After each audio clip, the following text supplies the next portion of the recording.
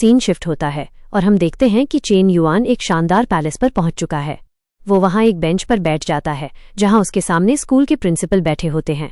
Chain yuan उन्हें अपना लाया हुआ गिफ्ट देता है, जिसे देखकर प्रिंसिपल साहब कहते हैं, अरे तुम्हें इसकी क्या जरूरत थी? चेन युआन मुस्कुराकर बोला, प्रिंसिपल साहब, ये तो एक स्टूडेंट का फर्ज है कि वो अपने टीचर को रिस्पेक्ट दिखाए, बस वही समझ लीजिए।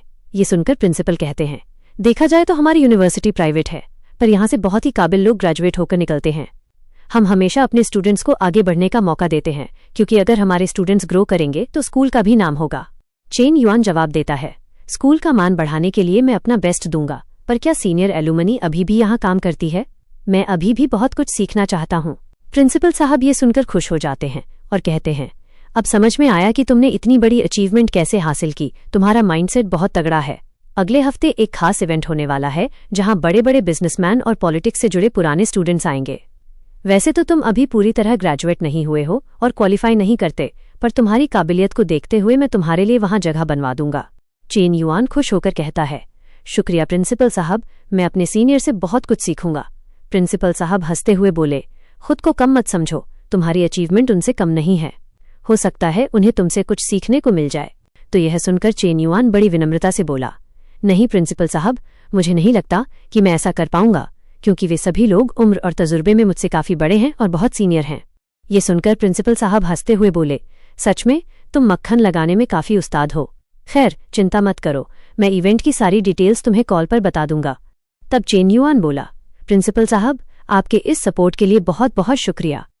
अब मैं आपका और ज्यादा टाइम बर्बाद नहीं करूंगा। चेन युआन प्रिंसिपल का शुक्रिया अदा करके वहां से जाने लगता है, लेकिन तभी उसे रास्ते में वाइस प्रिंसिपल नजर आ जाता है। वाइस प्रिंसिपल उसे रोककर बोलता है, चेन युआन, मैं तुम्हें एडवांस में कॉन्ग्रेचुलेट करना चाहूंगा, क्योंकि तुम्हारी मेहनत रंग लाई है और वांगफू इस टाइम प्रोजेक्ट के लिए टॉप कैंडिडेट बन चुका है। ये सुनकर चेन युआन मुस्कुराते हुए बोला, क्या सच में? इसके लिए आपका बहुत बहुत शुक्रिया। आप चिंता मत कीजिए, जैसे ही ये प्रोजेक्ट पूरी तरह सेटल हो जाएगा, मैं आपको एक शानदार डिनर ट्रीट जरूर दूंगा। इतना बोलकर चेन युआन मन ही मन सोचता है, सच में तुम एक नंबर के बूढ़े लोमड़ी हो। अगर मैंने प्रिंसिपल यांग से सीधे कांटेक्ट नहीं किया होता तो तुम ये प्रोजेक्ट मेरे हाथों से निकलवा देते। उधर वाइस प्रिंसिपल भी हंसते हुए बोला, ठीक है, तो मैं तुम्हारे कॉल का इंतजार करूंगा। इसके बाद चेन युआन वहां से निकल जाता है और वाइस प्रिंसिपल अपने मन में सोचता है, यकीन नहीं होता कि ये 22 साल का लड़का चालें चलने में मुझसे भी ज्यादा माहिर है।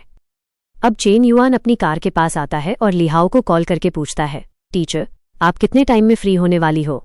लिहाओ बताती है, बस आधे घंटे का काम बचा है। चेन युआन कहता है, ठीक है, तो मैं बाहर आपका इंतजार कर रहा हूँ। लिहाओ को समझ नहीं आता और वो पूछती है, तुम मेरा कहाँ इंतजार कर रहे हो? तब चेन युआन अपना हाथ हिलाते हुए कहता है, एक बार अपनी खिड़की के बाहर तो देखो, मैं तुम्हें नजर आ जाऊंगा। लिहाओ जैसे ही विंडो से बाहर देखती है, उसे चेन युआन खड़ा दिखता है। वो खुश होकर बोलती है, ठीक है, मैं बस काम खत्म करके आ रही हूँ। तभी लिहाओ के पास बैठी दूसरी टीचर उससे मजे लेते हुए बोलती है, अरे आज इतना काम करने की क्या जरूरत है, तुम जल्दी जा सकती हो। लेकिन याद रखना, आज रात प्रोटेक्शन का इस्तेमाल जरूर करना और अच्छी क्वालिटी वाला लेना। ये सुनकर लिहाओ एकदम शर्मा जाती है और बोलती है, टीचर सन, आप ये किस तरह की बातें कर रही हैं? वो टीचर हंसकर बोली, अरे मैं तो बस तुम्हारी तैयारी करवा रही हूँ, यही तुम दोनों के लिए अच्छा होगा। उधर चेन युआन कार के अंदर बैठकर अपना मोबाइल चला रहा होता है और मन में सोचता है, जब मैं छुट्टियों पर गया था तब शाओले और जिन्हन के बहुत सारे मैसेज आए थे।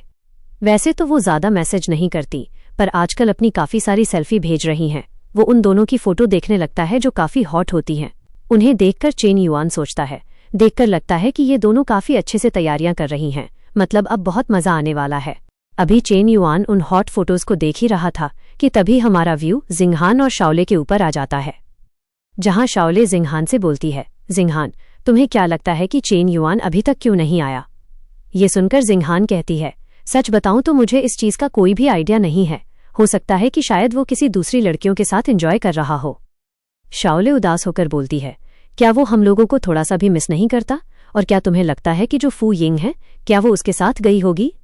जिंगहान कहती है, सच बताऊं तो मुझे इस चीज का कोई भी आइडिया नहीं है। तब शाओले बोलती है, हम लोग इस बारे में सीनियर फू यिंग से क्यों नहीं पूछ लेते? जिंगहान कहती है, अगर वो इस चीज के बारे में जानती भी होगी तो वो हमें नहीं बताएगी। मत भूलो कि चेन युआन उसका बॉस है। शाओले कहती है, सच में? हम लोगों का इन्फॉर्मेशन सोर्स काफी ज्यादा लिमिटेड है।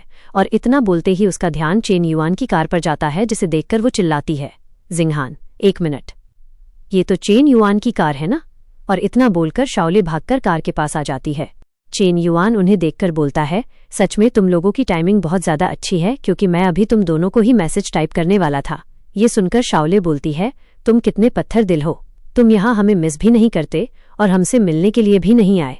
तब चेन युआन अपना मोबाइल दिखाते हुए बोलता है, जरा एक बार यहाँ देखो, मैं तुम लोगों को ही मैसेज टाइप कर रहा था। ये सुनकर शाओले बोलती है, चलो ये मुझे पसंद आया। और इतना बोलकर वो चेन युआन की कार की तरफ जाने लगती है और उससे बोलती है, ठीक है, तो बताओ आज रात तुम कहाँ जाने वाले हो, क्योंकि कुछ दिनों से हम लोग योगा और स्टूडियो में ही जा रहे हैं, जिस कारण हम लोग बोर हो चुके हैं। चेन युआन बोलता है, आज रात नहीं, क्योंकि आज रात मुझे कुछ जरूरी काम करने के लिए जाना है। शाओले कार का दरवाजा ओपन करते हुए बोलती है, क्या तुम हमारे लिए नहीं आए हो? वह उसे बताता है, नहीं, बल्कि मैं यहाँ किसी और से मिलने के लिए आया था और उसी का इंतजार कर रहा था। शाओले बोलती है, तो फिर हम लोगों से मिलने के लिए तुम कब आने वाले हो? चेन युआन बोलता है, कल या फिर उससे अगले दिन मैं तुमसे मिलने के लिए आऊंगा, लेकिन तुम्हारा रूम यहाँ से थोड़ी सी दूरी पर है, तो पहले मैं तुम्हें तुम्हारे रूम तक छोड़ देता हूँ। उधर ऊपर खिड़की से लिहाओ के साथ बैठी हुई जो टीचर होती है, वो इस चीज को देख लेती है और भागकर लिहाओ के पास आती है। टीचर लिहाओ, मैंने देखा कि जिस लड़के का तुम इंतजार कर रही थी, उसकी कार में 2 लड़कियां बैठ रही हैं। लिहाओ ऊपर से ये सब देख रही होती है और वो टीचर कहती है, मैंने तुम्हें कहा था कि चेन युआन जैसा लड़का कैंपस में बहुत ज्यादा पॉपुलर है, बहुत सारी लड़कियों ने अपनी नजर उसके ऊपर बना रखी है, इसलिए तुम्हें उसे अपने कंट्रोल में रखना होगा। तुम्हें इस चीज को बिल्कुल भी लाइटली लेने की जरूरत नहीं है, क्योंकि यहाँ की फीमेल स्टूडेंट तुमसे भी ज्यादा अच्छे तरीके से फन करना जानती हैं, और लड़कों को जिस चीज की जरूरत होती है तुम्हें वो उन्हें देनी होगी। टीचर लिहाओ जब उस दूसरी टीचर की बातें सुनती है तो वो बोलती है, जैसा कि आपको लगता है कि मैं चेन युआन को आसानी से कंट्रोल कर सकती हूँ। जो सुनकर वो टीचर बोलती है, तुम नहीं कर सकती, लेकिन जो तुम्हारी खूबसूरती और असेस्ट है वो आसानी से उसे कंट्रोल कर सकती है। वो आगे समझाते हुए कहती है, देखो, लड़कों को बड़ी चीजें बहुत पसंद होती हैं, साथ में कुछ खास प्रोफेशन जैसे कि फीमेल टीचर का अंदाज, चश्मा या फिर अच्छी बॉडी, इस तरह की चीजें उन्हें बहुत लुभाती हैं।